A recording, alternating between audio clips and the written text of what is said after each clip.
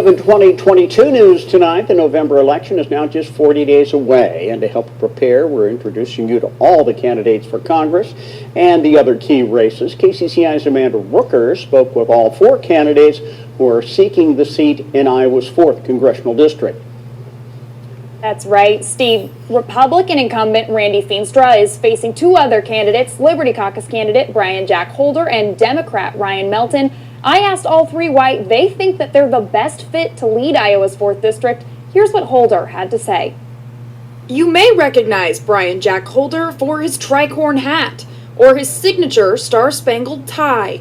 He's a familiar face for many in Iowa's 3rd District, where he's run for Congress 4 times. I decided to run for Congress for the very first time, just to see what it's like to run for federal office and to give people another choice and another voice in the political process. This time around, he's running for Iowa's 4th Congressional District, after redistricting moved his home county out of District 3 and into District 4.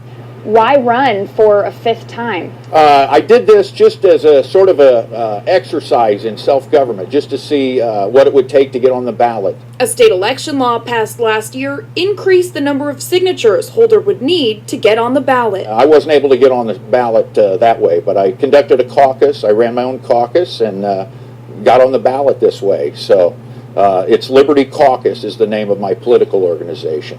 Besides giving District 4 voters more choice, Holder says he also wants smaller congressional districts and more representation in the U.S. House, structure that has not been changed since 1929. I propose that to divide the congressional districts into 3 smaller ones, but also divide the salary of our congressperson, divide the staff and the office budget into 3.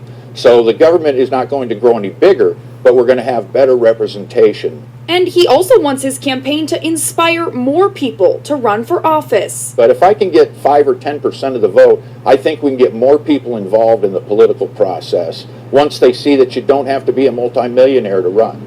And his final pitch, Holder says a vote for him is also a vote for Feenstra and Melton. If I was elected, I would take Randy and Ryan with me to Washington. You know, we'd get a map out here in Iowa and figure out how best the 3 of us can represent everybody. Brian Jack Holder is a lifelong resident of Pottawatomie County. He earned a law degree from Creighton Law School, and he's worked full-time for his family photography business ever since. Yesterday, we introduced you to his opponent, Republican incumbent Randy Feenstra, and we'll bring you more information on the 3rd person in this race, Democrat Ryan Melton, tomorrow at 5. Now, if you miss any of this on air, you can find all of our election coverage online at kcci.com/election 2022. Steve? Amanda, KCCI is asking all of the District 4 candidates about some of the biggest issues during this election cycle. You can hear what Brian Jack Holder, Ryan Melton, and Randy Feenstra have to say about gun control coming up tonight on the news at 6. I just wanted to say hi. How are you doing?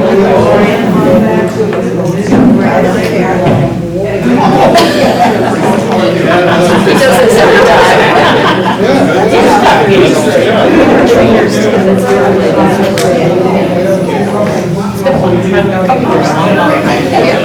yes, I did.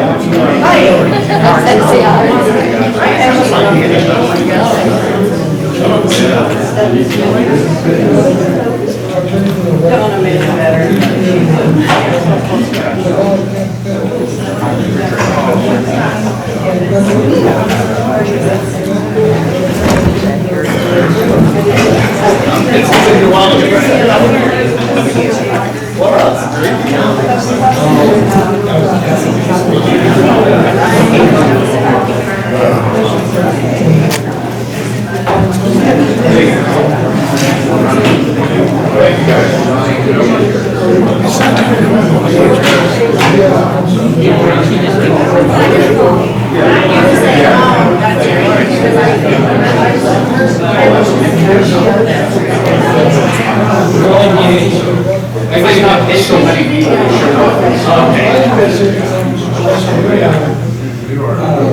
I'll have to. Yeah, I just don't worry about people losing their.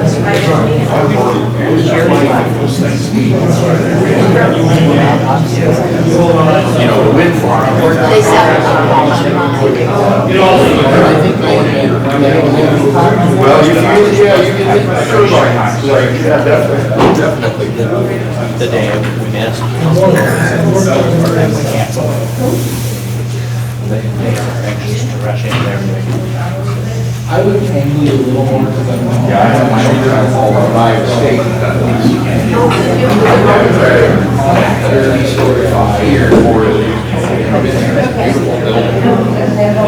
Rick Stewart's running the company.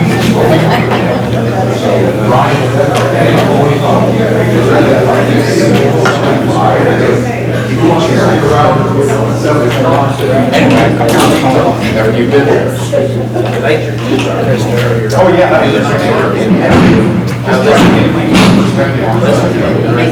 The lead, she hadn't started. Well, I'm sure I buy this one too. I'm kind of like, this was like Brian. Oh, the thing on KCC. Yeah, I like it. They really have. But since I'm unvaccinated, oh, that's why I was standing here. Oh, there you go. Yeah. I know. Yeah.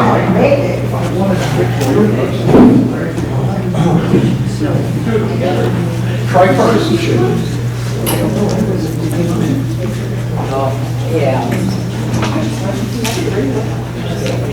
I see Jen pop in.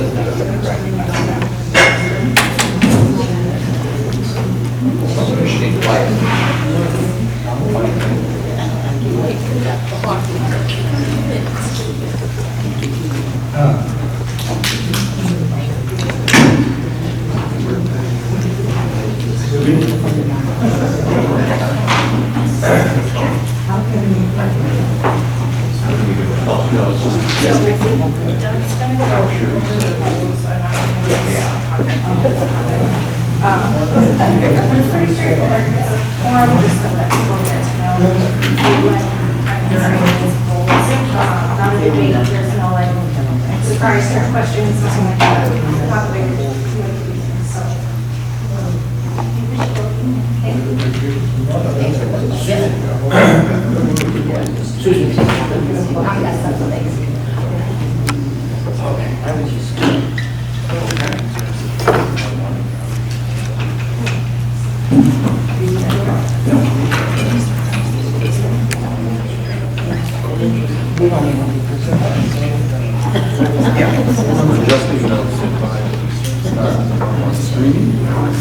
Make sure the devil's in a good picture.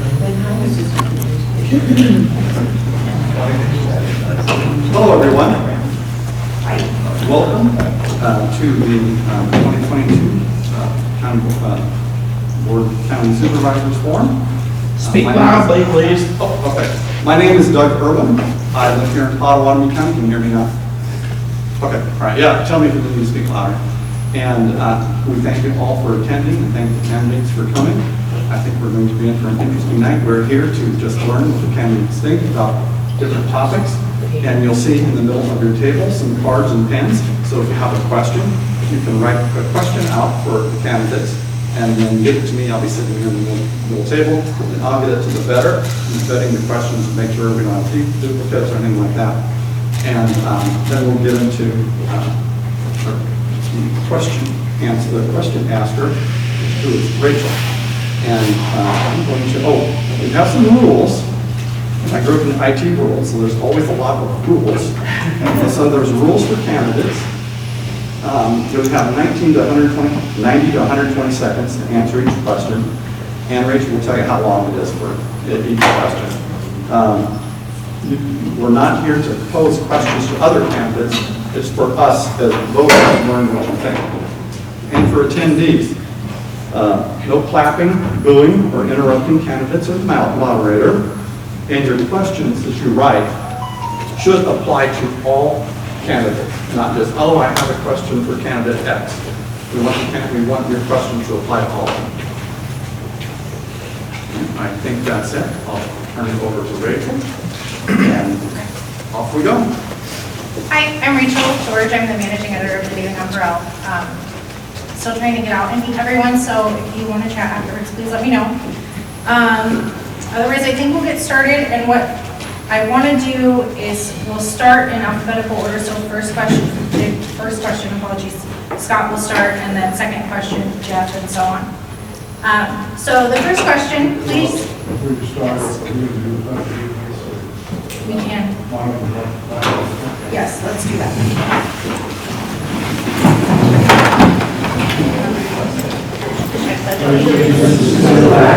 Of these United States of America, and to the Constitution which founded our republic, one nation, under God, indivisible, with liberty and justice for all.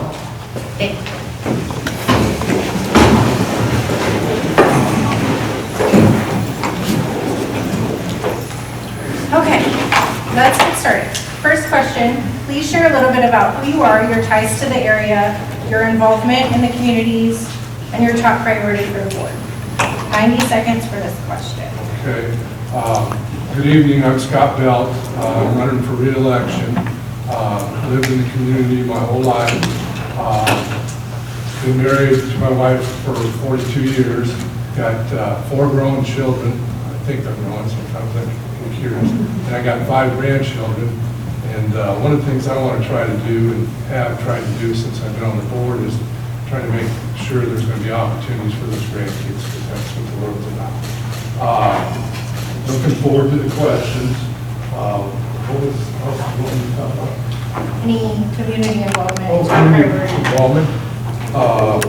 I have served on Micah House, served on PACE, served on 712, United Way, Iowa Western Alumni Board, I'm missing some other ones.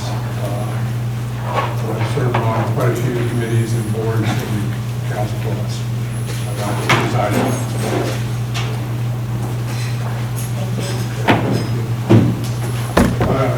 Again, I'd like to thank the concerned citizens of Pot County and the nonprofit that put this all together. Look forward to the questions. Could you ask them to speak out you all? I'm just tired at the end of the day. Your voice was fading. Pardon? Your voice was fading. Oh, I'm sorry. Speak up, sorry. We don't have a mic, so we couldn't get it to work. All right, next. Yes. Okay, my name is Jeff Jorgensen.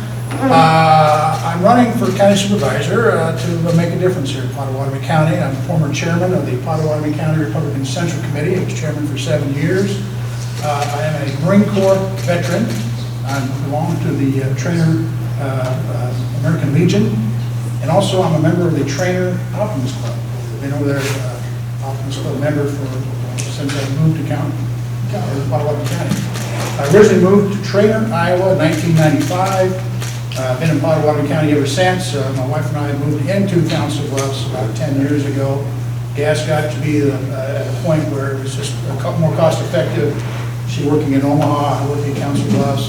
We decided to make the move, and so we currently live in Council Bluffs, Iowa. So what I'd like to see happen in Pottawatomie County, we need economic growth. There's no doubt about it. What we're facing right now is going to be a big challenge. I'm talking, the number one issue in this country today is inflation. And government budgets are going to be stressed.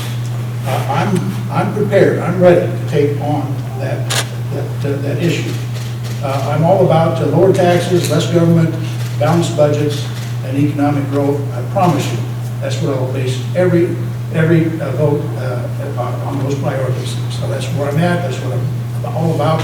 I appreciate being here tonight. I thank you for all being here, and I thank you for this forum on. Thank you.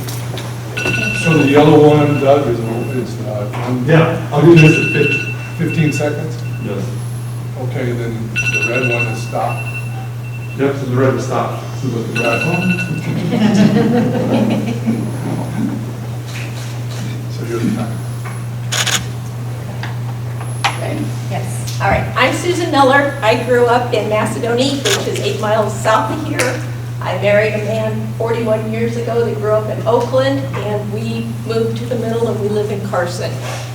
We have been very active in our community. Currently, I'm president of the Carson Business Club, which is owner of the Dreamland Theater. If you haven't been there, I highly encourage you to come visit. My husband has been a first responder with the Carson Fire Department, and I've always been quick to make sandwiches and help with training or do whatever I can to support him in his endeavors. I worked at First National Bank of Omaha for 40 years before I accepted an early retirement, and I am too young to retire.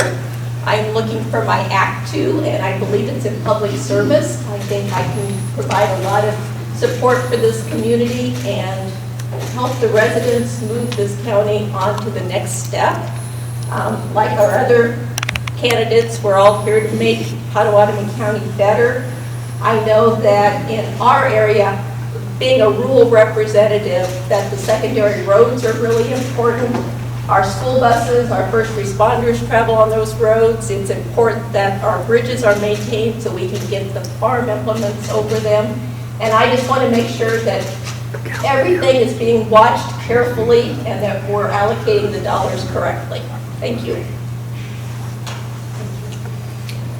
Hi guys, my name's Jeff Shudak. I'm a plumber, not a politician.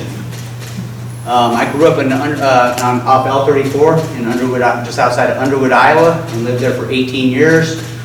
Went away for a couple of years and came and lived on the other side of the state. Came back and have lived in Constable for the last 16 years. Been married to my wife Melissa since 2011. We have 2 dogs, Kiki and Rosie, that wear me out at times.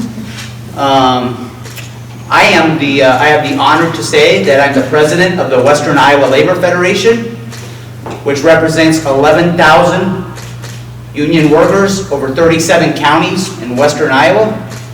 I'm also the superintendent of a large mechanical contractor in Omaha, where I help build and bid some of the largest projects in the metro area, including the Pottawatomie County Courthouse, ironically enough. I'm working on that job right now.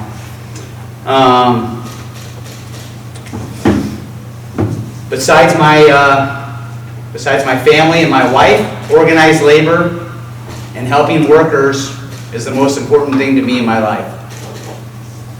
Some of the things I would like to see, some of my priorities are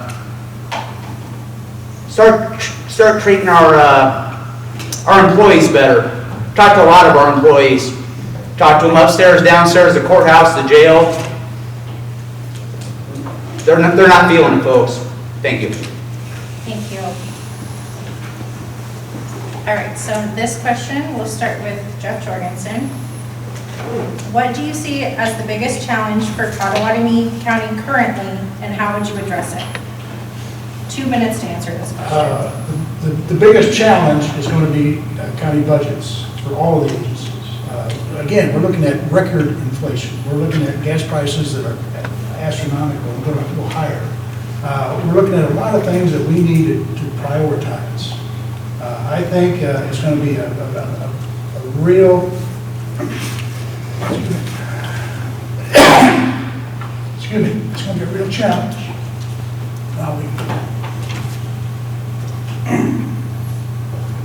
Thank you. All right, I think the biggest challenge that the county has is we've got so many capital projects going on right now.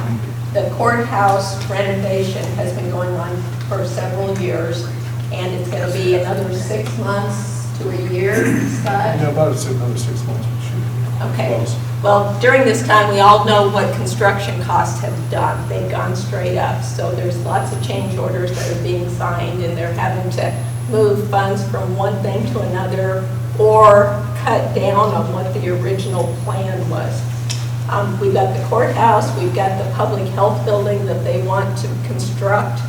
There's also the secondary roads building that they're wanting to build out on Eastern Hills.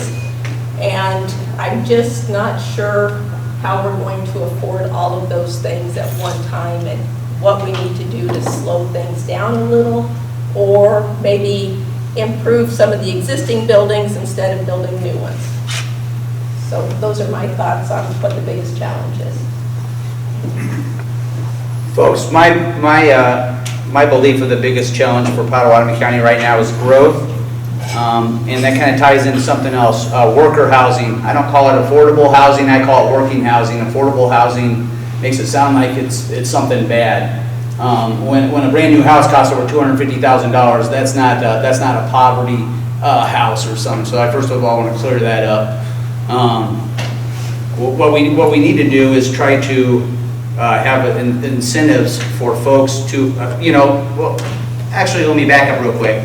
In the last 50 years, our county has grown 4,000 people in the last 50 years. In the last 10 years, it's grown 400 people. We ain't been doing a real hot job of growth. What I'm trying to say is we need more housing. There isn't nowhere for people to live to move here. And how we do that is by incentivizing cities to help. We incentivize tax breaks or just not paying taxes for these folks for a certain period of time to get them there. There's a whole bunch of different ways you could do it, but that's something we need to start doing. We need to start worrying about housing. We have a terrible shortage of worker housing in Pottawatomie County.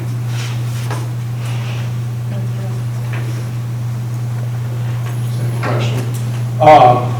I think housing is a very important issue. I had it down as one of my goals and also as a challenge. But before housing, the critical thing need for these towns is infrastructure to support the housing. We've got some projects working with some of these communities as far as their water and stormwater and sanitary sewers. The DNR changes the rules on the sanitary sewers, so a lot of the communities haven't upgraded their sewer systems for over 50 years or more. And those numbers are huge for those little communities. So I think we need to work with the people we're working with now, the towns, and Iowa West, and whatever other private sectors, advanced Southwest Iowa, and Wyoming and stuff, and figure out where we can grow the towns and where they have set up for their master plans so that we're doing it in an economical way. The other thing is expanding our tax base is not just the housing, but we need to get some other business and industries here, and to do that, as Jeff referred to, is we do really need to grow the population. And we got to be welcoming to all people to come to this county, because the population hasn't grown. And I don't want to pick on anybody here, but the age of people in Iowa is getting out of the workforce age, and we need to bring in the young folks to start picking the pace up. I'll leave it at that. Thank you. All right, so we'll start with Susan Miller for this one. How do you engage with the community to make sure everyone's voice is heard, especially those in rural communities or people who can't normally attend the weekly meetings? Well, I'm present. I'm visible. I've been visiting all of the rural communities. I'm familiar. People recognize me. It's kind of fun when you've been campaigning enough and then all of a sudden people are seeking you out to ask you questions and to make their comments and suggestions known.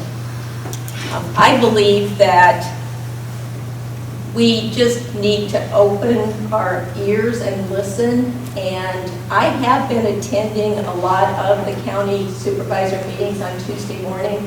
With my early retirement, I've been given that ability to get away on a Tuesday morning. There is a lot of information that's covered at those meetings, and I agree, we need to do something maybe on a quarterly basis where we move the rotation or the location of the meeting or the time for the meeting. just so that everybody can benefit from what I'm able to benefit from on Tuesday mornings. There's a lot of information out there. There's a lot of correct information. There's a lot of incorrect information. And I think it's important that we get the facts and everybody hears everything firsthand. So those are my thoughts. Thank you. Could you repeat that one more time? I'm sorry. I just Absolutely. lost my train of thought. How do you engage with the community to make sure everyone's voice is heard, especially those in rural communities or who otherwise can't attend the meetings? Perfect. Yeah, I want to piggyback on, thank you, Susan, for, I guess, agreeing with me or agreeing with somebody, but I think it's probably me and my walking cards that I've been handing out for the last 6 months. Yes, a person that carries a lunch pail cannot go to a Board of Supervisors meeting on Tuesday at 10 o'clock in the morning.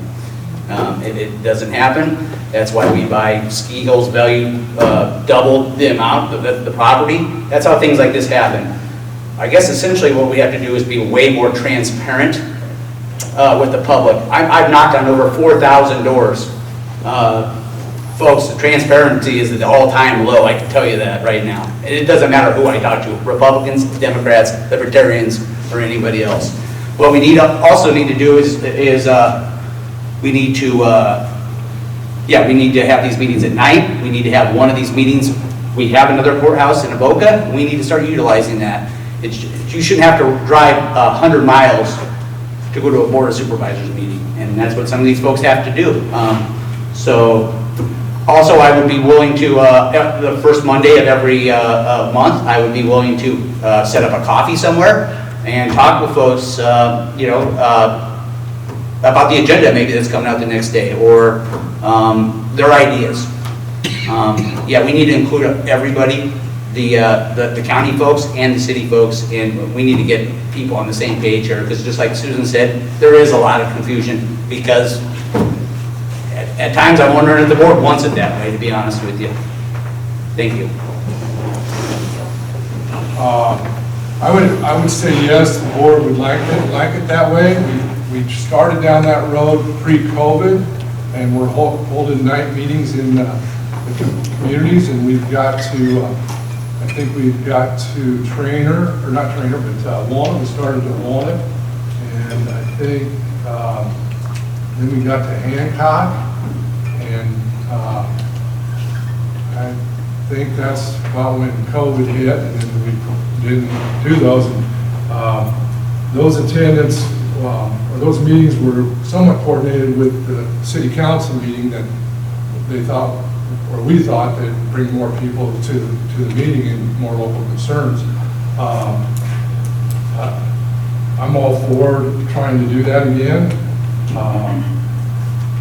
It's a little bit difficult because we don't have the ability to drag all the staff people there, and a lot of the questions are needed to be directed to the department heads to give the correct information, not knowing what the question may come.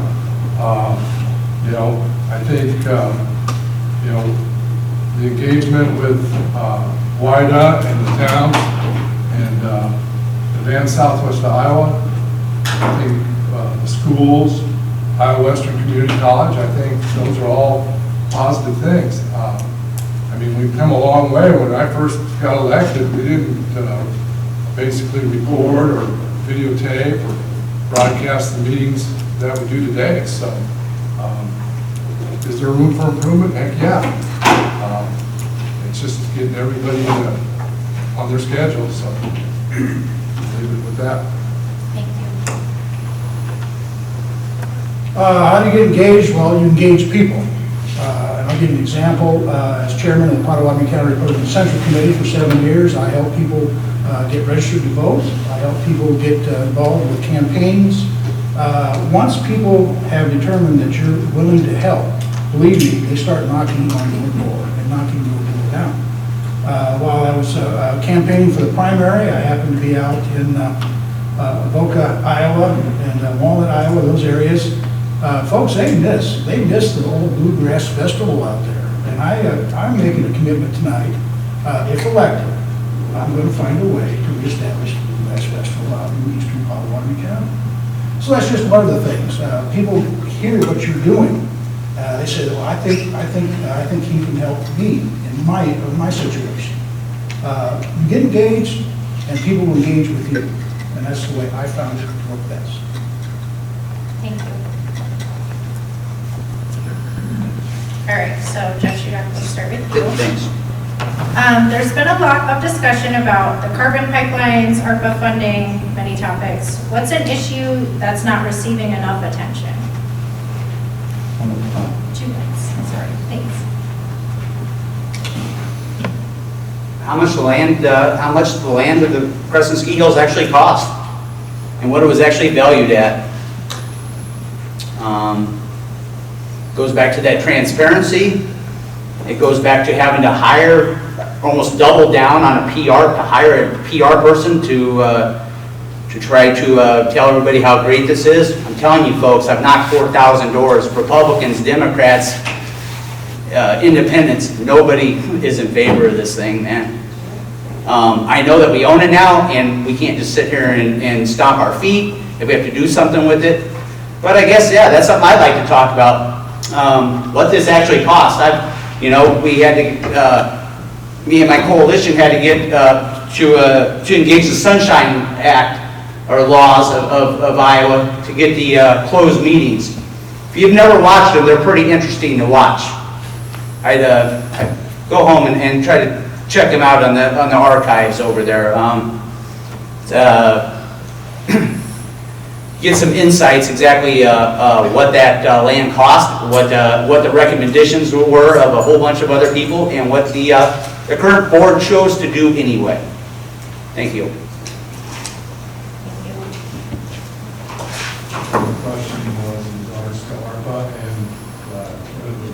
So the question is, there's been a lot of discussion about carbon pipelines, ARPA funding, et cetera. What's an issue that you don't think is receiving enough attention?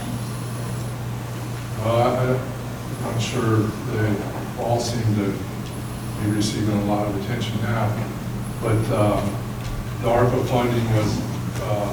Louder, please. The ARPA funding was spent, and it hasn't all been spent yet, but we did improvements with the sheriff, and we did countywide radios with all the counties, and volunteer fire departments. We got money in doing broadband, providing broadband to the small towns. We got some money in doing some trails to connect our communities, and some money in regional water, putting water to do some developments and such. So I have not heard very much bad about the purchasing of the 100-some acres. So I guess I run in a whole different crowd of people. After COVID, that was the largest influx of use was our parks in Pottawatomie County, and they wanted more opportunities in our park system. And this allows us to have opportunities that are not even thought of yet, but for all around the year opportunities for bringing tourists to this community, which is something that will allow them to see what we have to offer, and then allow us to get some of those tax dollars from across the river. So. A couple of things. I know Scott mentioned something I'm very, very interested in, but COVID relief, $1.9 trillion. ARPA, American Rescue Plan, $300 billion. Why are we spending money we don't have? That's my, I think that's the biggest strategic threat we have in America, our national debt. And so I'm going to say this, I don't think we should have spent $1.9 trillion for anything, or $330-something billion for anything. And that's where I am at. At the local level, we need to balance our budgets. We need to be careful on how we prioritize our budgets. But at the national level, these things are out of control, and it's what's going to take us down. Scott mentioned something that I'm very, very interested in, is tourism. Pottawatomie County is blessed with the history and things that have happened in this county that have a lot of meaning for a lot of people, I think we can make Pottawatomie County a tourist mecca in Iowa. And that's the other thing I'm going to work on. We've got Lincoln, we've got Union Pacific Railroad, we've got Morgan Trail, we've got Lewis and Clark, we've got natural resources.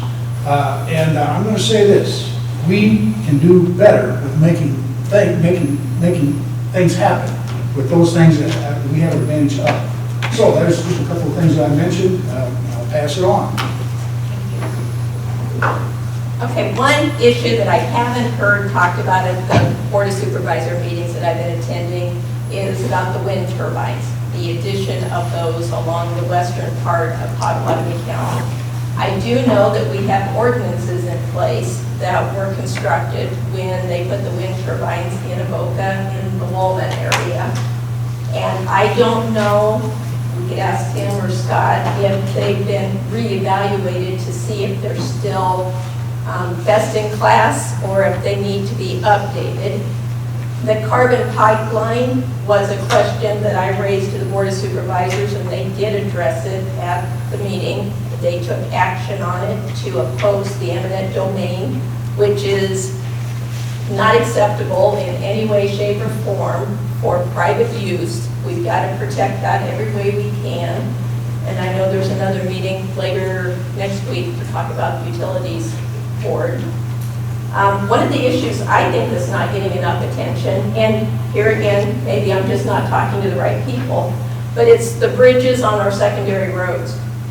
We have got to keep those bridges in good repair. Our farm implements require them. I mean, if a bridge goes out, you can't detour a combine and all of its utility, or auxiliary, what do I want to say, utility accessories. There we go. The other tractors that follow them to go 6-8 miles out of their way just so that they can get a fill combine. And here again, if our school buses are running over them, they have got to be solid equipment. So I don't know what the process is for the bridge inspections, but I want to make sure that it's a #1 priority. Thank you. Thank you. Okay, so that's our intro questions. What we're going to do is move into what we're calling a lightning round, which I'll explain in just a minute. I do want to remind you guys, if you have questions that you haven't written down yet, please do that and get them to us, and we'll move from the lightning round into the public's questions. So for the lightning round, we're just going to do another 4 questions. We'll just give you, if you answer them in a sentence or two, just more kind of quick hit things to break up stuff, and then move on from there. And we can start in the same way. So we'll start this one with Scott. On a scale of 1 to 5, how accessible do you feel Board of Supervisor meetings are to the community? 5, and 5 being the best, or 1 being the worst. 5 being the best. Could you repeat that one more time? I'm sorry for Can't hear. I would say that since I've been there and prior to me being there, they haven't changed. I mean, we've tried some different things. It didn't bring us, I mean, we held some budget hearings evening at night, which was the most important thing to do, was hold the budget hearings so the public would show up, and nobody showed up but staff. So I'd say we're 3.5, 4. You know? I mean, but nobody's perfect, and I'm sure there's room for improvement, and technology keeps on helping us do that. Could you repeat the question one more time? Yeah. On a scale of 1 to 5, how accessible do you feel Board of Supervisor meetings are to the community? Thank you. You know, I've never been to a board meeting. I work at the Union Pacific Railroad. At the time to do that. But I'm going to say this, I think anybody can go anytime they want to. I don't think there's anybody restricted to go. Scott, am I right? Nobody's restricted, nobody's can't gain access. So I'd do best, right? Mine's best. Yes. Thank you. I'll go with a 3. And one of the main reasons is because of the construction at the courthouse. Parking is kind of at a disadvantage, and it is a long ways for some people to get into the courthouse, to get through security, and to get to the hearing room. The technology that we have in place today really helps. I mean, you can call in, you can watch it on YouTube, you can hear what's being discussed. The agendas and the minutes from the prior meeting are available. You can get access through email. They can be sent to your box automatically on Monday mornings when they're distributed. I would go with a 3. I mean, like Scott said, we always do it better, and we need input from the public to help us understand how we can improve. I'd say -1, and that's probably gracious, by the way. I think it's absolutely horrible, to be honest with you, for a lot of different reasons. The emails on the websites are just fake, generic things. Basically, no way of ever getting a hold of any, no supervisors' phone numbers are on there, and very generic emails. That's one problem. The public participation at the end of the meetings, they shut the live feed off. They don't want anybody to see that. They don't want to see. They don't want anybody to. They don't want to hear anybody's complaints. It's been tough for coalitions I've been in to even get on the agenda at times. We've got shoved aside, pushed aside.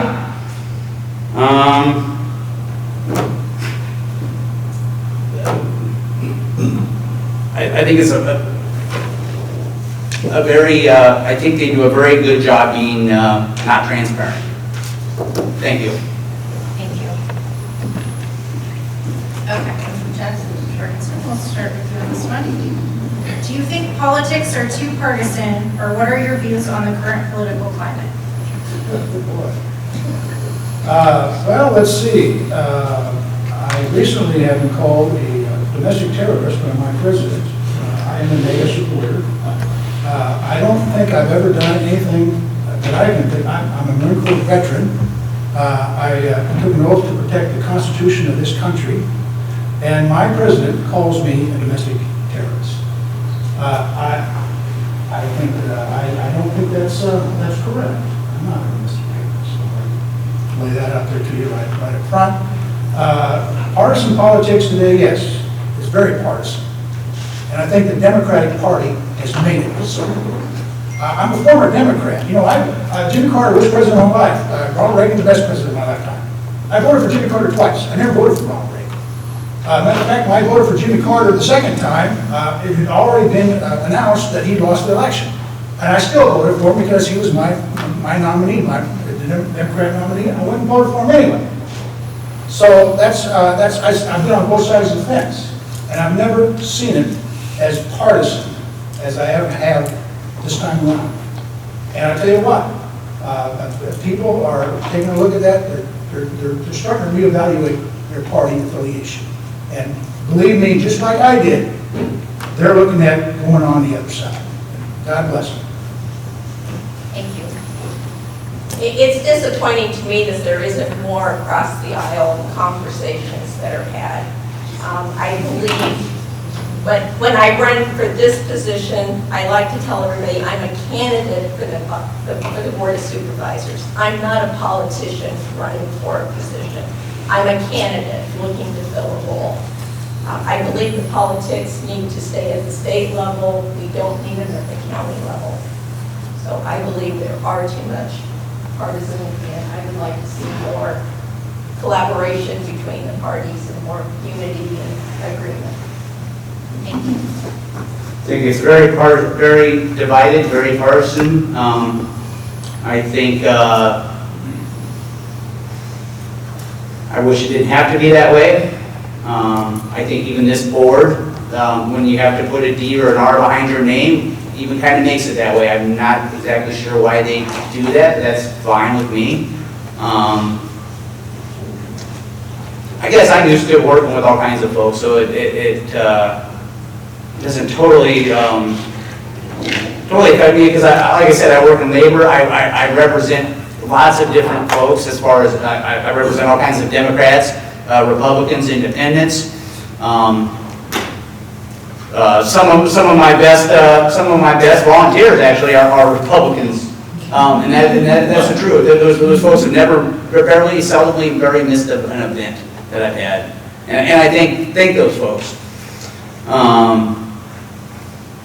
I wish it didn't have to be that way. I'm trying to. I will always continue to try to work with any, whether it be at work, whether it be hopefully once I get on this board, or with labor. Like I said, in labor we've endorsed Republicans, which I know people think that it's impossible, but we have. I've been on coalitions with the guy here with the funny hat, a libertarian, with Republican John Springhauer, and a group of folks. So I don't know.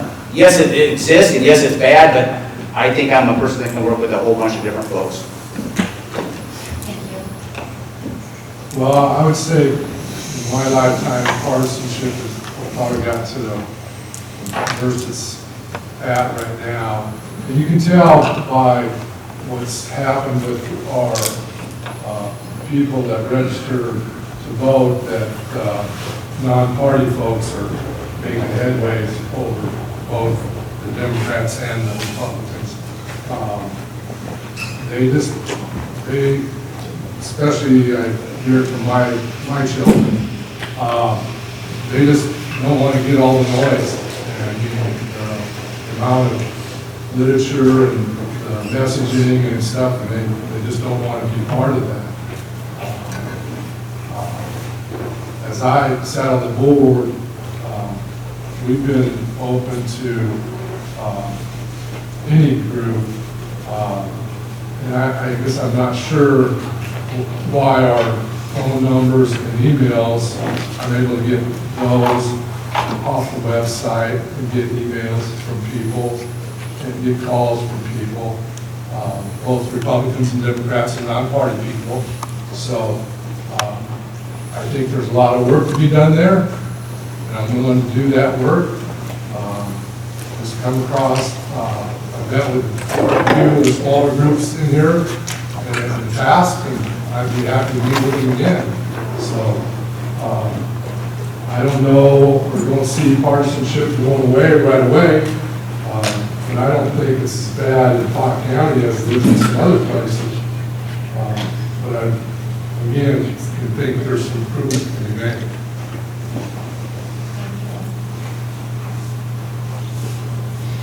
All right, so Susan Miller will start with you. Broadly speaking, when is it appropriate for a state or county government to use eminent domain?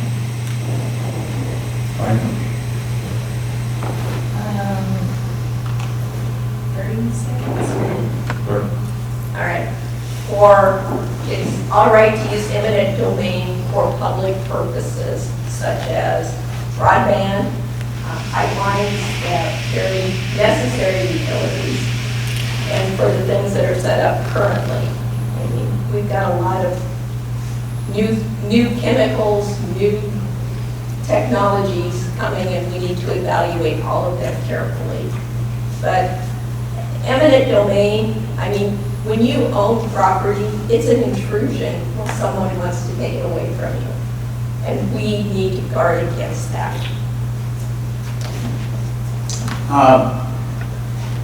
Privately, never. I'm going to kind of just piggyback on Susan's answer, actually, and publicly, yeah, for, water mains, utilities, like you were saying, a road, maybe, or an interstate, something like that. Something that would benefit everybody, not some billion-dollar company, something that actually would benefit everybody.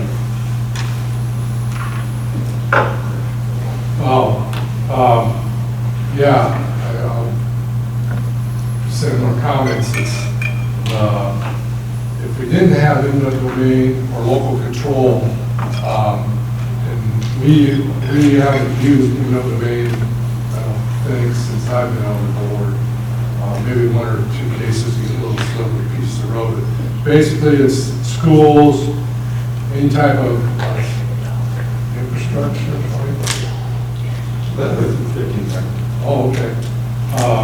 Schools, infrastructure, whether it's roads, water, sewer, those are reasons, because if you don't do that, you can't have organized growth in those communities to connect those two dots. I guess my time's up. Eminent domain, okay, if it's overwhelmingly in the public interest, yes. Never to benefit private industry.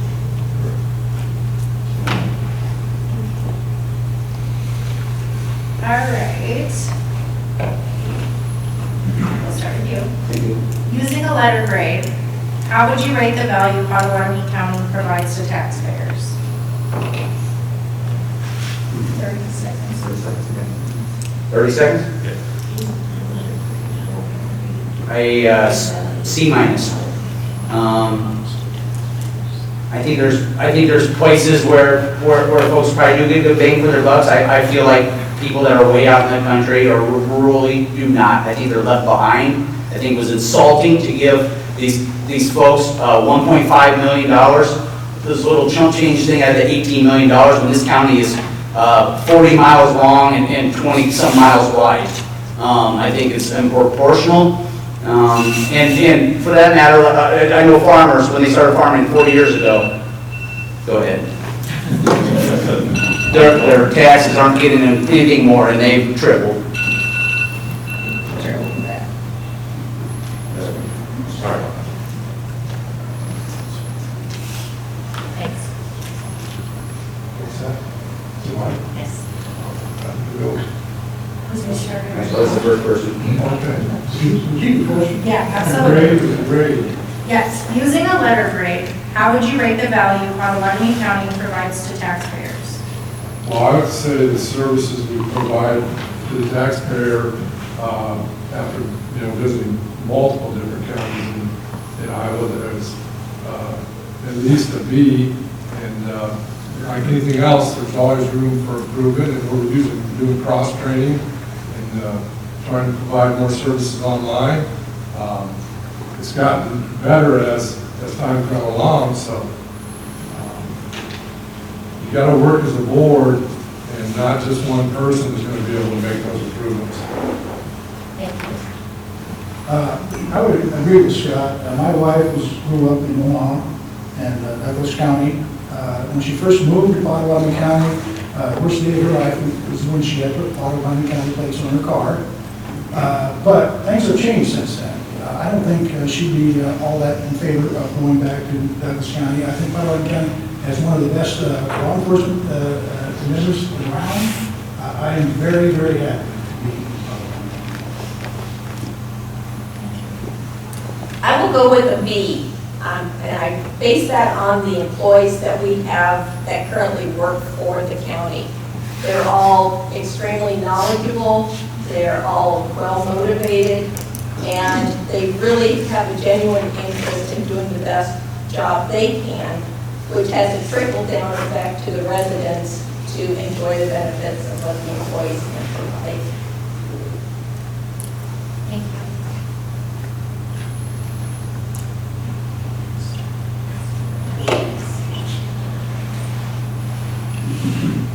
Okay, so we're going to start with the submitted questions. I think you just do 90 seconds for the answers. We're going to try to get through as many as we can. So we'll start with you, Scott. What kind of industry is needed in the county, and how do you attract it? Well, I would say we need industries in the biotechnical, chemical, with agriculture type industries, because we're very heavy into those. Soybeans, and we got sour with corn, and the only way to get that done is bring more people, talented workforce to the county to get that done. We have some land opportunities for those, but having the workforce, most of the companies that want us come and look at the level of workforce that it takes to be in those types of industries, want the people ready there. They don't want to have to go out and try to get them to move there.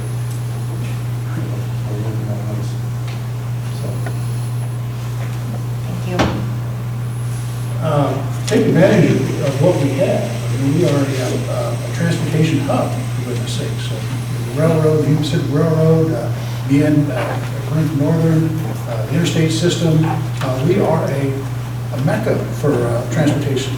And I think take advantage of that, find ways to take advantage of that. Also find ways to take advantage of the current industries in this county. Certainly there are ways to grow those industries that are already established and already here. And we need to find ways to do it. Can't hear you. Industries that are already here, we need to find ways to expand those industries that are already here, as mentioned. Thank you. Ironically, there's a CO2 shortage for our manufacturing companies. OSI out here on the edge of Oakland is running into a CO2 shortage. If we had an industry here that could take the CO2, make it food grade, make it reusable, and keep it local instead of piping it to North Dakota or to Illinois, it makes a lot more sense to me. I think we need to do a lot more with recycling. The Pottawatomie County Recycling Center that sits outside of Oakland, I believe, is underutilized. I believe we need to take a fresh look at that. I was on the task force that helped identify what we could use that facility for, and I think we need to reconvene the task force to see if our mission was accomplished, to see if what else we can do so that we can bring a plastics manufacturer here who can reuse the plastic that's going into the recycling center or going into the landfill. I just think we need to look at that opportunity because I believe we can attract new business and save waste at the same time. Thank you. I'm going to say, it's a tough question actually, but I'm going to go with manufacturing, I think. Because of some of the reasons what Susan said and Jeff actually, the transportation. That's where manufacturing happens, where there's transportation hubs. Train, plane, automobile, and that's what we are, I-80, I-29. Some of these smaller towns have done, have done a good job getting some of these factories in there. Underwood, Iowa, Jack Links. Just outside of Shelby, which I believe is in Pottawatomie County, is the Menards hub. That's how we grow this tax base that I was talking about earlier. That's how we need jobs for folks to have. There ain't no jobs in these little towns, guys, and that's what we need to do. We need to help incentivize factories or manufacturers to come to this county. Thanks. Thank you. All right, Jeff Morganson, we'll start with you on this one. Should the Board of Supervisors be elected at large as it is now or by district? At large. You have 5 county supervisors that represent the whole county. You start electing supervisors by district, they just represent that district, so you only vote for one. You're losing 80% of your voters. Like you vote for one, you vote for 5. We can't hear you. I say instead of voting for one, I would prefer to vote for all 5. All 5 of them are going to manage the county government. If you just vote for one, the other 4 still manage, have effect over you. I want to have that choice of voting for all 5. I believe the board should be at large. We have 5 representatives across the county, and all of those representatives should be representing every individual. Like we just had the redistricting after the census, we have changed our House of Representatives. Our Senates have all changed. And I believe that if we're by districts, and every 10 years they're going to change those districts, and they're all going to migrate to the population center, which is on the western part of the county, which is a real disadvantage to the rural representatives.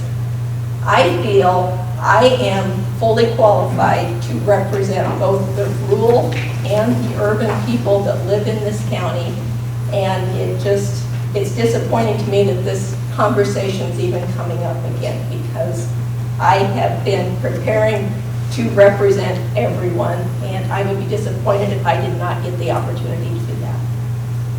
Thank you. this conversation is going to be coming up a whole bunch more because there's going to be a special election August 1st, 2023 of this.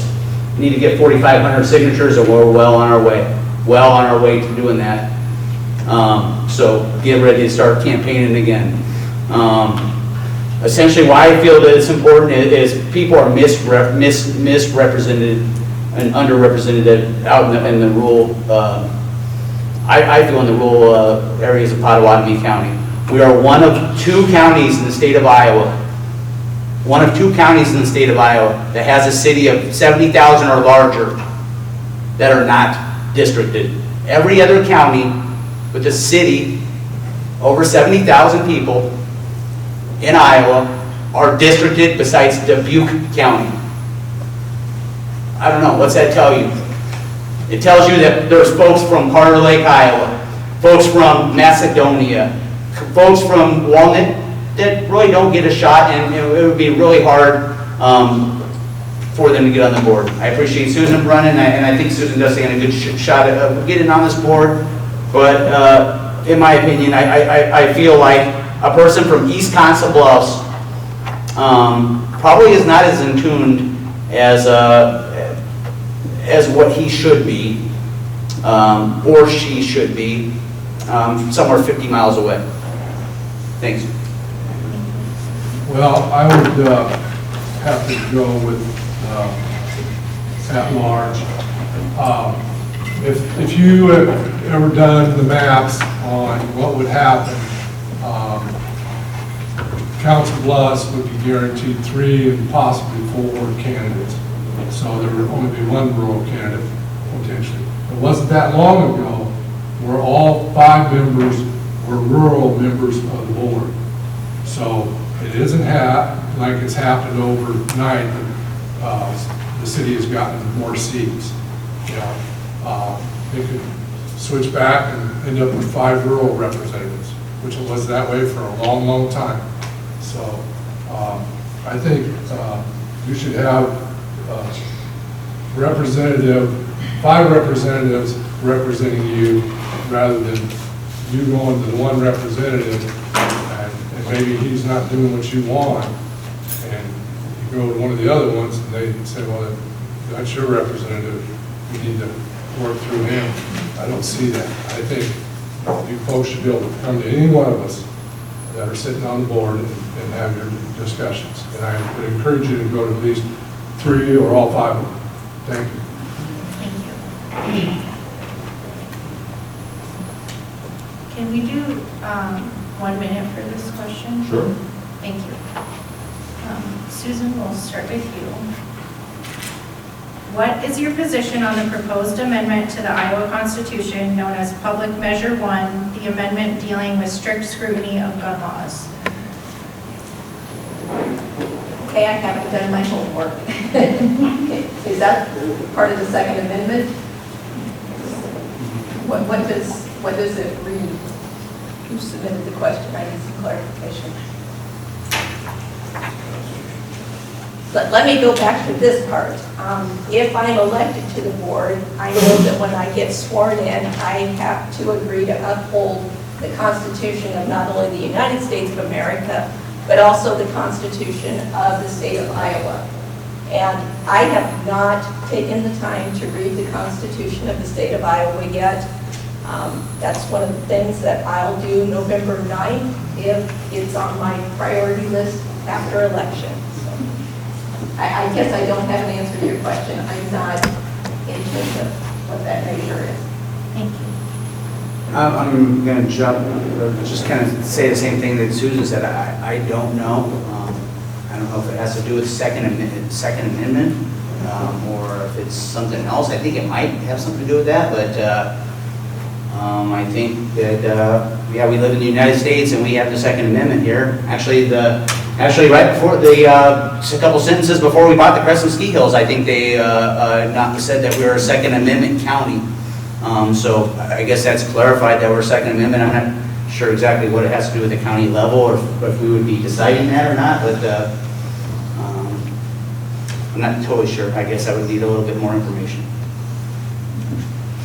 It has to do with the standard of review should a gun control law pass. So there's 3 different standards of review. There's reasonableness review, there's intermediate review, and then there's strict scrutiny. So fundamental rights are subject to strict scrutiny analysis according to the United States Supreme Court. So it would just make it very difficult to pass any gun control laws in Iowa. I do have a law degree from Creighton, so I'm not just speaking off the cuff. We'll let them talk. Thanks. Well, 2 of the 4 didn't know what the question was asking, so. We'll let them talk. I'm not. You're welcome. Can you read that question again? Yes. What is your position on the proposed amendment to the Iowa Constitution known as Public Measure 1, the amendment dealing with strict scrutiny of gun laws?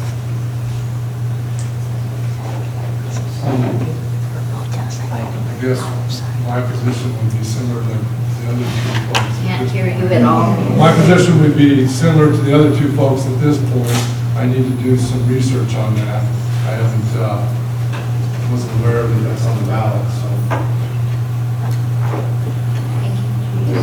Well, I'm a staunch Second Amendment supporter. I don't know what all that's all about, but I would certainly be against anybody confiscating my weapons. So that's where I'm at. It's really not a county issue.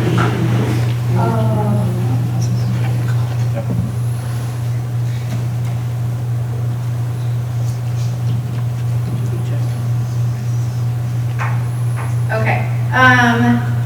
Can we do just yes or no on this one? And Judge Shudak, we'll start with you. Were any of you at the Capitol on January 6, 2020? Yes or no? On January 6, 2020, I was in the basement of the county courthouse in the 911 center building it. That's where I was at on January 6, 2021. So no. No. No. Thank you. Yes. Thank you. No. Thank you. All right, so we'll start with you, Scott. What could you do to encourage more people to our community, come to our communities and keep your people here, or keep young people here? Apologies. Well, I think what we've done and continue to do is make quality of life issues for them to bring. And number 1 is I think it's a very safe county. We have, I think if you look, we have some of the best sheriff and security people in the medical and emergencies and hospitals and the schools. I think those are all things that are going to encourage families to come. It's the issue of getting housing to put them in. But I think once they get here, I think they're going to, I think we usually they stay here, continue to thrive, so. One more time, that please. The question? The question. I'm sorry. What could you do to encourage more people to our communities and keep young people here? Okay. Well, we need to find ways to attract people into Pottawatomie County. You look across the river, you look what everything is going on across the river. We're spending billions of dollars over there. There's going to be a lot of people over there at some point. Tourism, moving into the area. We need to find some way to draw a few of those folks over here across the river. And we can do that. We need to make Pottawatomie County more attractive to move to. Find ways to do that, and we can certainly do that. I had the advantage to listen to Dan Kenny speak about some of the programs that are going on at Iowa Western Community College and some of the efforts that they're making to recruit more students. And they were talking about the athletic programs and how they're at the national level and how they're really bringing in a diverse group of students that are being connected with the right kinds of programs, and that will allow them to stay in this community once they graduate. We do have to reduce the brain drain. We need to keep our young people here. And I believe that some of the trade works programs and some of the programs that they're setting up with the high schools to get students with certifications so that they can go into the workforce with less student debt is the right direction to go.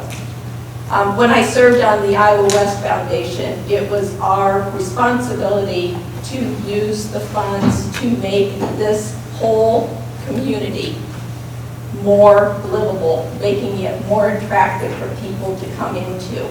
And I believe that those investments that Iowa West made, that the county partnered with, and other funders have really made this area more attractive for the people that want to live in it. I've also know that all of the rural communities, they've all got housing projects going on. They may be small, but they've got new houses that they're building in each one of them, and I know it's to address these needs. Thank you. So Susan got my answer, but mine was apprenticeship too, as if you can imagine that. I went through a 5-year apprenticeship, and it was one of the best things besides getting married to my wife that I've ever done in my life.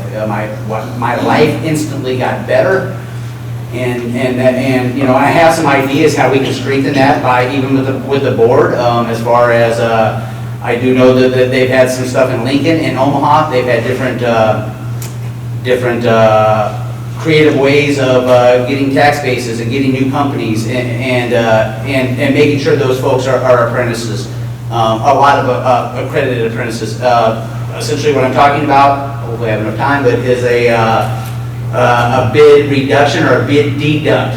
So essentially if it was a construction project, say it was $10 million, they would give you an automatic 3 to 5% off if the general contractor was from the Pottawatomie County, which we do not have very many, and if 20% of the workforce in these construction projects were apprentices that were in. So that's how we do that. I think that's one of the ways I think. Thank you.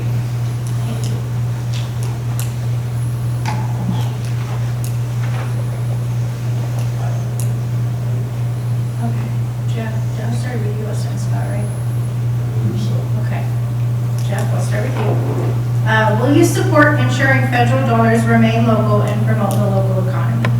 Sure. All right. Absolutely. I always look at where I can do my trade, where I can purchase my products closest to home. I shop at Rubak's grocery store. You probably drove by it, or you'll drive by it on your way home. I seldom shop on the internet. I just feel that if I buy something, the sales tax needs to stay local, and I want to make sure that it goes to the right place so that it supports the right programs locally. Yes, kind of going back to what I just said about the thing, that's how we get, you know, that's the same type of thing, giving our money to workers that live in Iowa, not in Omaha, that businesses from Iowa, not Omaha. And but believe me, I work at a business in Omaha, but that's what they all are. I mean, so to try to do that, I'm very staunch about when I get my mind made up somewhere about not going somewhere, I'm not going there. I ain't been to Walmart in almost 20 years. I haven't owned a non-American car in my life. So yes, the answer is yes. I'm very staunch, especially local stuff. Like she said, local businesses I would always support over big business. And yeah, that's my answer. I appreciate it.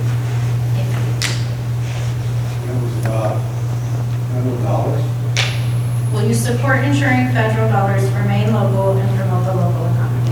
Yes. Thank you. Yes. All the money we can get to support the economy.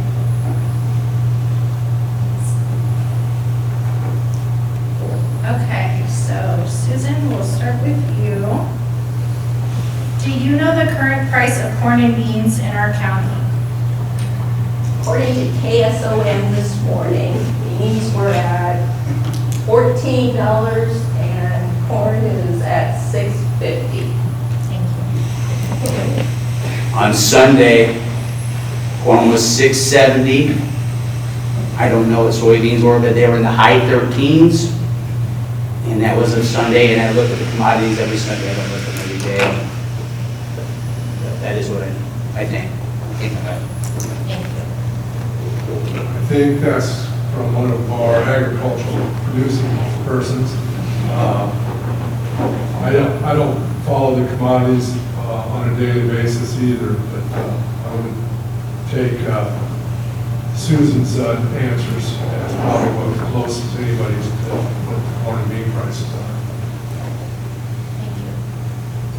I agree with Susan. Thank you.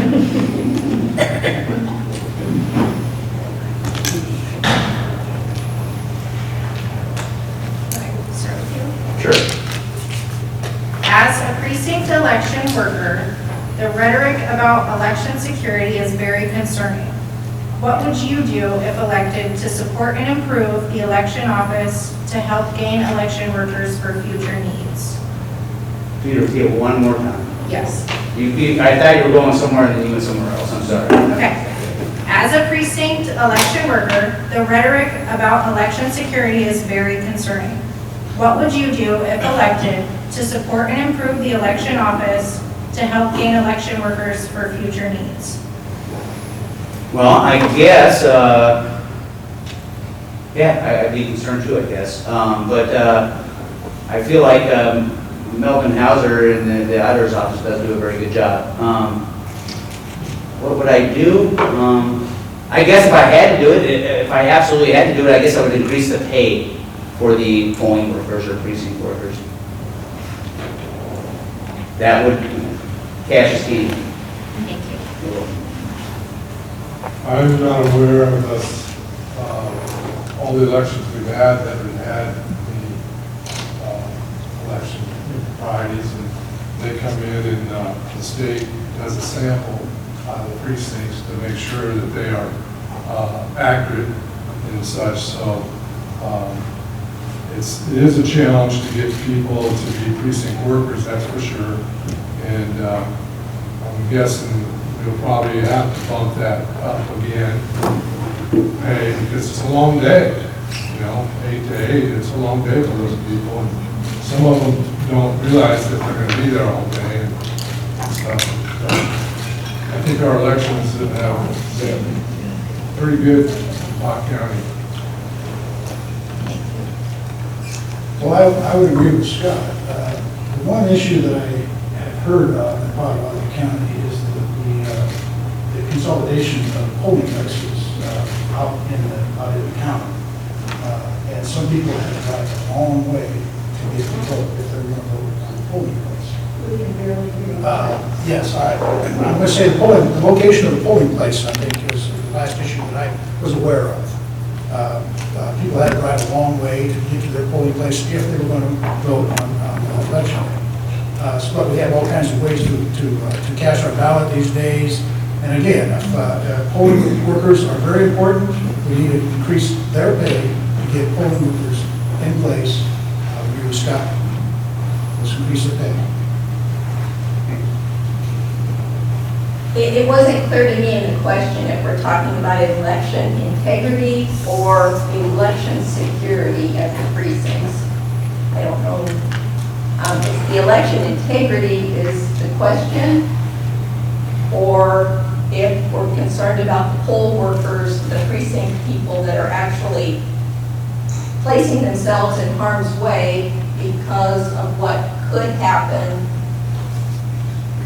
As an example of what happens with the elections these days. I mean, it's just a matter of, are we trying to protect our precinct workers? And if that's the case, we need to reduce the number of sites, and we need to increase our deputy rotations. Thank you.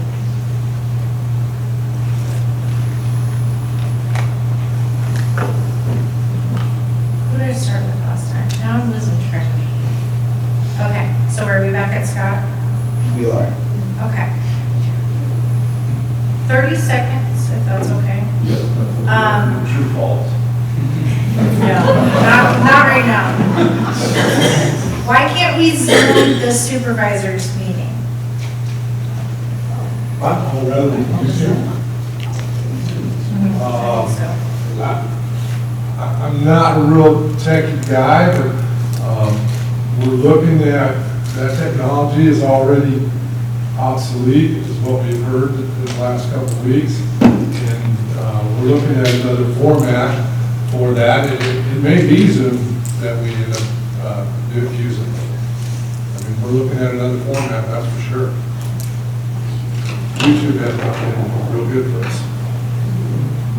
I participated in Zoom meetings. I hate Zoom. I would never participate in a Zoom meeting if I didn't have to, so that's where I'm at.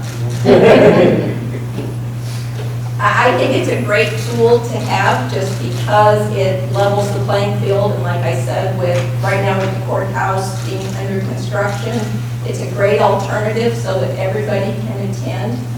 I'm not sure why it's not working either. I tried to get in, but I can listen to it instead through the conference line. But I know that if we went through another pandemic, we could get the triggers in place to get it back to Zoom or get back to whatever the technology equivalent is. I think I've already expressed my disconcern with the whole thing, and especially the public participation thing when they shut it off during the thing. But yeah, I'm not sure. Yeah, the more the merrier, and it just doesn't seem like the board wants that. If I got a couple good seconds, I am happy to announce that there is a point place here in Avoca that the Western Iowa Labor Federation, which I'm the president of, we just got it approved today, and it's in Avoca on October 26th at the Avoca Courthouse. Thank you.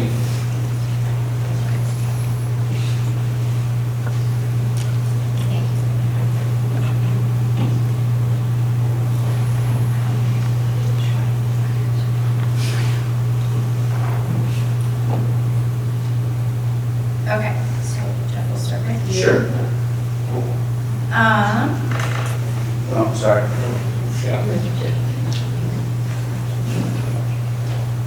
How can the county foster growth and development, particularly outside of Council Bluffs, and how can that be sustained once ARPA funds are exhausted? Could you repeat that?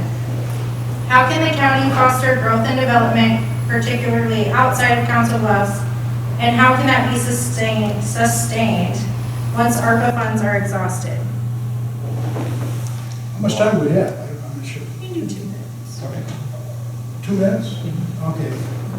You know, I keep talking about tourist trade, making Pottawatomie County a tourist destination in Iowa. And I base that on one thing, my experience in the little town of Galena, Illinois. I don't know if any of you know where Galena, Illinois is at and what it's all about. Galena, Illinois is the biggest tourist attraction in Illinois. It's not a big town, it's about 3,000 to 4,000 people, I think. But what draws people there? Well, one thing, Ulysses S. Grant. President Grant was born and raised in Galena. He had a business in Galena before the Civil War, and that's what Galena is known for. It's what it's all about. They've taken the historic registry of Galena and made it a tourist attraction.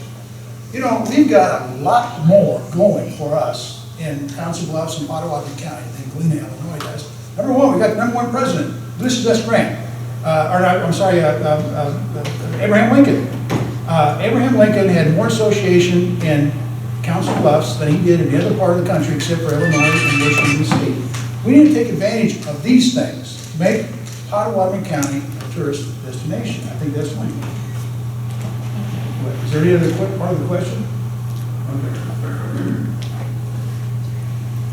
I know the county is working with each of the rural communities to find out what infrastructures they need to, and if they identify house development as a priority or not. But I believe that's where the county needs to foster growth. The county needs to work with the individual cities to help them build their infrastructure, to help them run sewer lines and water and update their sewer plants, to bring in broadband. I think it's important for the county to help the cities grow, but not necessarily be in the housing development themselves. I think the county needs to work with the cities to make the cities more viable. I'm going to piggyback on what Susan said. Infrastructure, just like she's saying, the smaller towns of infrastructure, and it's a shame that that ARPA money, which could have been used, and I know a little bit of it is being used for some water mains, but a whole bunch more of it should have been used for it. Like I said, I keep going back to the rural folks. I guess they get 1.5 million to 18 million. I guess they should jump up and down about that. I don't think they should. As far as infrastructure and water mains, there is nobody on this board that will probably ever know more about water mains or lagoons or sanitary sewers than a master plumber as myself. And I helped build and bid the largest projects in the metro area. On the first day I'm elected, I can help with the bidding process that the current board struggles with. I watch it all the time. They even openly have admitted it. And I can help what can be built, what's feasible, and what things cost. And we don't have to have this dream that a building's gonna cost $4 million, but it actually costs $12 million. I knew what it was gonna cost before then, you know, and so, I bid on it actually. So, well, thank you.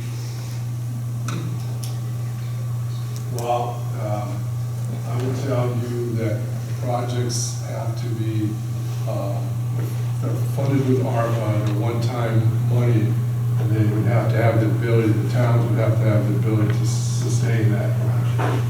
Because we won't see ARPA money again. So it needs to be spent on a project that's going to be around for a long time, and the community has the ability to sustain it. Most of that has to do with infrastructure. Thank you. Yeah, thank you.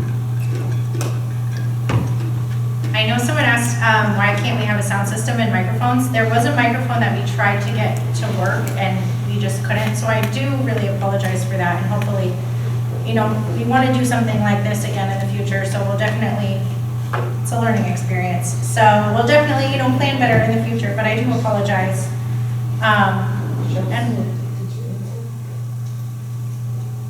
Did you get the chance to answer that question? Oh, okay, I'm sorry. Okay, no, I was like, oh no, sorry. I think we've got about 10 minutes and I don't want to go over time. So I might just thank everyone for coming, and like I said, if you have further questions, come chat with me. There's cookies back there, but we appreciate you guys being available, and we appreciate everyone. Can I do a closing statement? Yes, that's a beautiful idea. Thank you. Yeah, if you want to, we can go through and maybe do like a minute for closings. I forgot where I was in rotation again, so. All right, I will close this out. All right. The one thing that I haven't got to talk about is my governance background. When I worked at the bank, I was heavily involved with compliance, with the loan documentation, the loan contracts. We made sure that whatever the agreement was between the bank and the borrower, those details were all followed. That was my job. I will carry that governance over into the County Board of Supervisors. Not only will I understand the Constitution of the state of Iowa and the United States to uphold those requirements, but I will also dive into what the responsibilities are of the Board of Supervisors, how we check and balance everything so that we can be in the right place at the right time and be transparent when we need to be, but also work together following the same rules and instructions. And thank you again to the World Herald, or Non-Pareil, for hosting us tonight. Hey guys, thank you for coming and listening to us. Once again, my name is Jeff Shudak. I want to be on this board for a lot of different reasons, but for transparency. That's one of the things. If you guys haven't figured out, I got a big mouth, and I'm not afraid to use it. And that's what we need on this board. 5 like-minded people. I've already seen how that goes. That's how we buy land twice the value of stuff. That's how we do stuff under backroom deals, under the good old boys club. I'm not part of the good old boys club. I'm a plumber. I'm not a politician, and I'm here to work for everybody. Thank you. Well, I'd like to thank all of you for coming, and Oakland community for letting us have this building tonight. One thing that we didn't talk about, which is really the issue that needs to be addressed, is child care. That's a huge challenge for all these communities, and for us to grow and continue to grow, we have to address child care. And it's one of the issues that I've been involved with for pretty much the whole time I've been on the board with Promise Partners. Now it's Thriving Family Alliance, and we need to be cognizant of what these youth, if we get them when they're young and get them the proper schooling and training, they'll end up being great citizens for Potawatomi County. And thank you again for everyone putting this on. I didn't mention it this evening, but I will right now. My wife for 32 years, Mary Beth, just had surgery today. She's suffering pancreatic cancer. If I look a little bit worn out, it's because what we've been through the last few days, but also what we've been through the last year or so, and my faith in Jesus Christ. Currently, we are winning this battle with my wife, getting cancer treatment, chemical treatments, and we're going to win this and claim victory. And we're going to do that because of my faith, our faith, in God Almighty, through Jesus Christ. Thank you.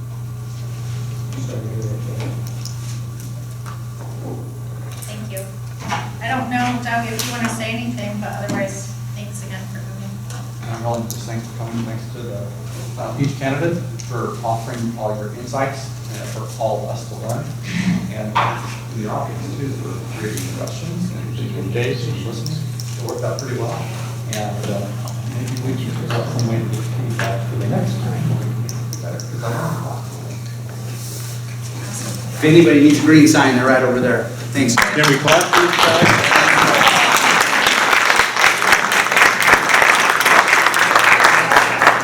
If I can have your attention just for 30 seconds. My name's Brian Jack Holder. I'm running for No. This is a public space. I know, but this is for these folks. Didn't you just finish this? Yes. Okay, well now I can speak, so I'm not disturbing the peace. We're having a meeting at the public library tomorrow night at 6 o'clock against the carbon capture pipelines coming across Iowa. So you are all invited to come to the public library in Council Bluffs, 6 p.m. tomorrow night. Thank you. I'm that guy in that Norman Rockwell picture that's standing up at the town meeting.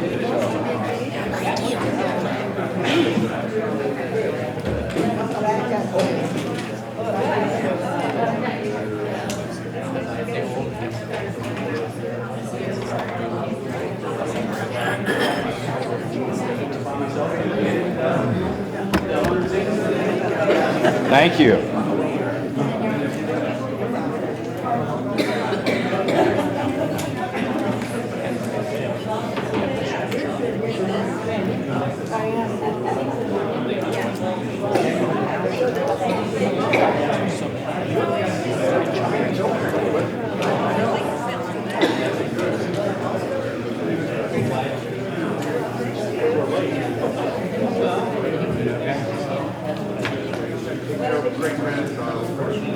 That guy should work for Iowa Public Television, who's censored and segregated. I've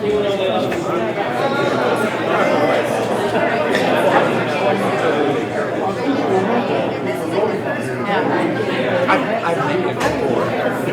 Several times. I'm fine. I didn't once since the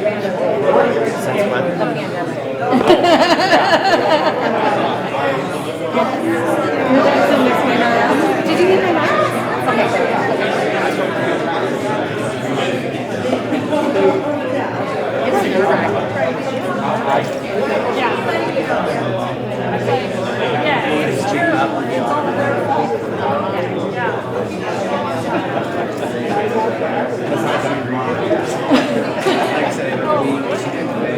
Oh, yeah. Wait, if you can't make it, that's fine. I'll be done. But it might be late. Oh, that's all right. Okay? 6 to 8, right?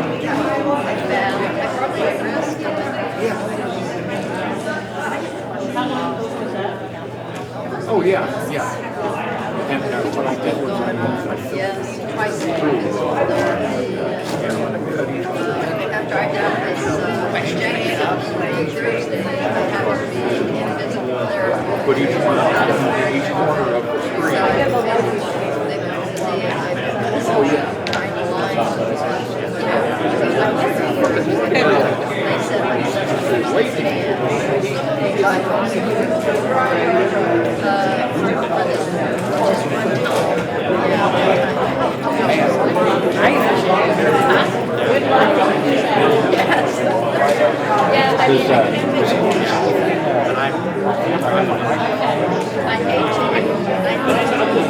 If he wants to make any statement or.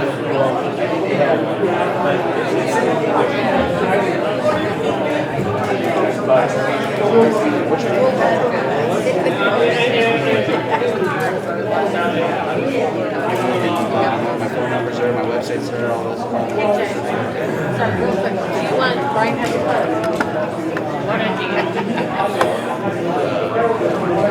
No, okay. All right, you're welcome.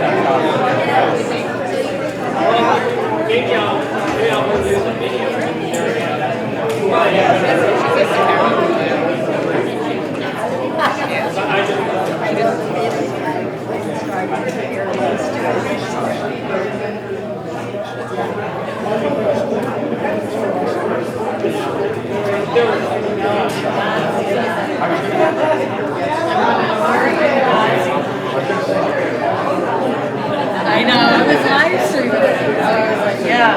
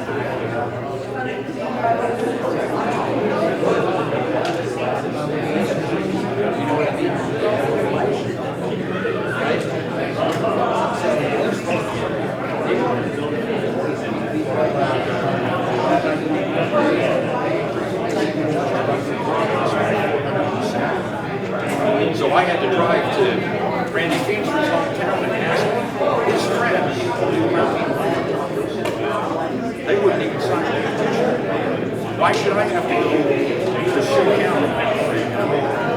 Got my nominations around here. Thank you so much for participating. Oh, you're welcome. Thank you. Yeah, I don't know if I'm going to get 1,000 votes or 10,000. I don't know. Because 80% of the people that have voted for me in the past are in the old 3rd district. This is the Republicans do this intentionally because I spoiled them. I got more votes and I covered the margin of